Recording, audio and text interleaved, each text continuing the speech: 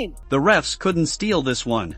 After all the frustration and controversy of Game 1, the Indiana Fever stormed Gainbridge Fieldhouse and never looked back. In a defensive masterclass, they crushed the Atlanta Dream, earning their first playoff win in almost 10 years. And they did it without Caitlin Clark on the floor. This wasn't just a win, it was a statement. A message that the Fever can rise from adversity. And when Aliyah Boston spoke after the game, her words captured the heartbeat of this team. But before we get to that, let's rewind and see how we got here. Game 3, baby, Game 3! See you in Atlanta. Not done yet.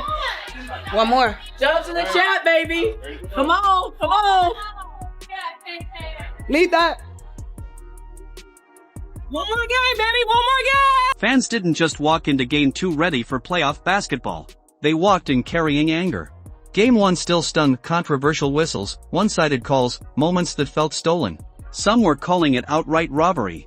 That frustration wasn't just about losing. It was disbelief. When you pour your heart out and feel like the balance tips unfairly, it rattles you. This one on Lexi Hall got me riled up because this was early on in the game, and this was probably the best defense that Lexi could have played.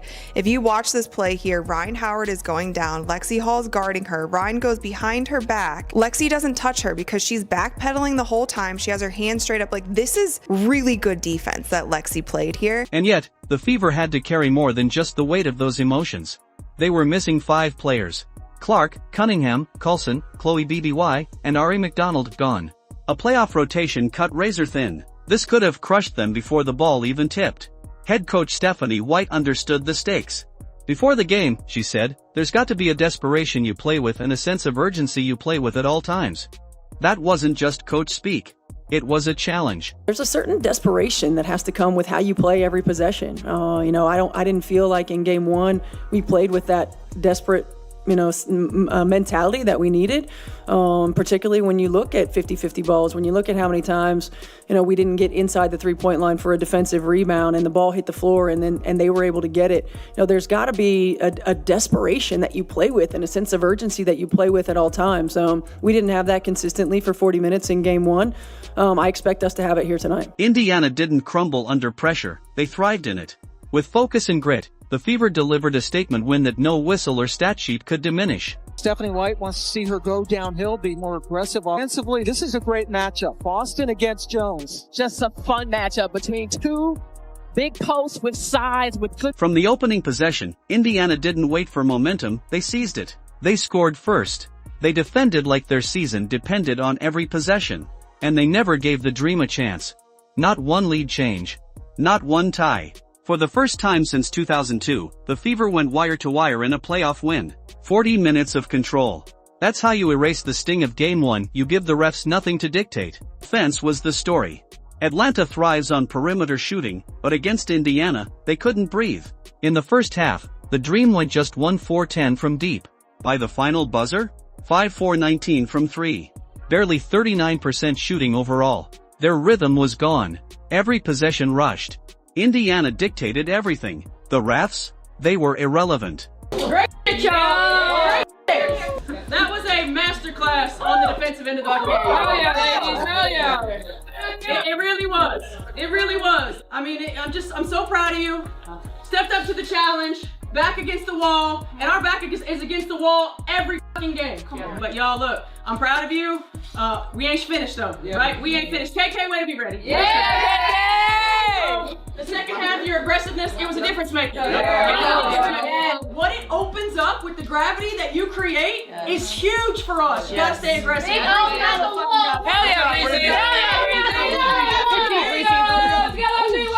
Gainbridge Fieldhouse was alive. Loud, fierce, electric. And it wasn't lost on anyone that Caitlin Clark, though sidelined, was right there on the bench, standing, clapping, fueling the energy. She couldn't play, but her presence tied the fans and team together. The crowd inside Gainbridge Fieldhouse wasn't just loud, it was electric. Every possession carried the energy of fans who had waited years for this moment. Caitlin Clark, sidelined for the season, stood on the bench clapping and cheering, fueling that atmosphere like an extra spark. Her presence connected the team and fans in a way that made the building feel alive. When the final buzzer sounded, the win wasn't simply about tying the series. It was proof that this group could seize control of its own destiny. Redemption after heartbreak.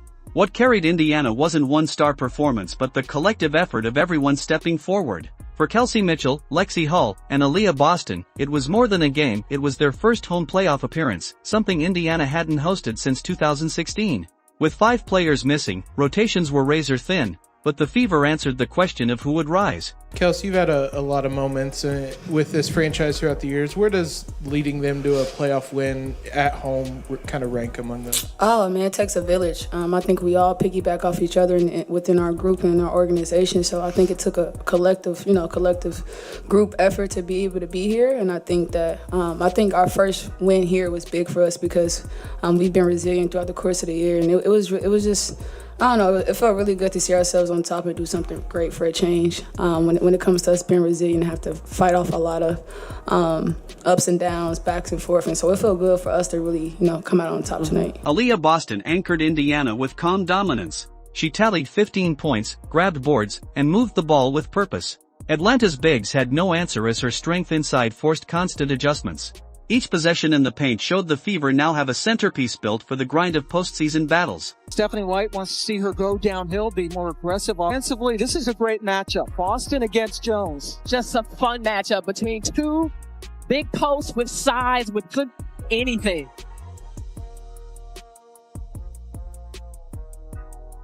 Boston up, under, and in.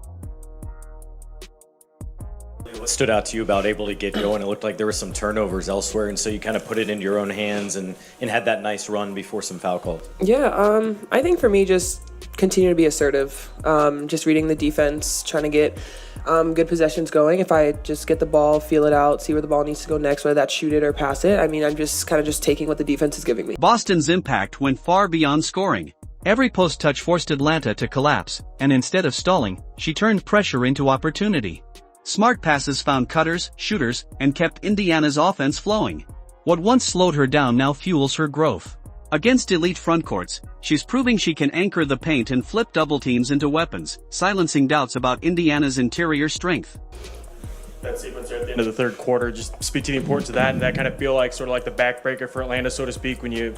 Yeah, that was great for us. That seriously was scoring the ball and then getting that tip and then Lexi hitting that three. I mean, the energy, everyone felt it. The crowd was going crazy, and we just used that momentum into the fourth. Boston's poise made her post-game comments resonate. She proudly called Indiana's defense a masterclass and said the locker room buzzed with belief. Her words carried more than celebration; they revealed conviction. The Fever weren't just confident for a night, they discovered what they're truly capable of, and that energy spread through the entire team.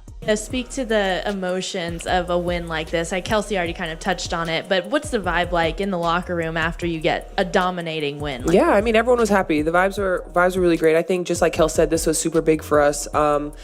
Our backs were definitely against the wall in this, and we know that we've just been through so much this season that coming out with this win and then giving ourselves another chance in Game 3, emotions are high. Caitlin Clark, sidelined but locked in, celebrated Lexi Hull's clutch 3 with an emotional post, echoing the unity pulsing through Indiana. That togetherness stretched beyond the players on the floor. Everybody felt part of the victory. It's what makes the Fever dangerous. Now comes the ultimate test, Game 3 in Atlanta. The series is even, momentum has shifted, and one night will decide it all. The Gateway Center will roar, the Dream will play desperate, but Indiana has been forged in adversity all season.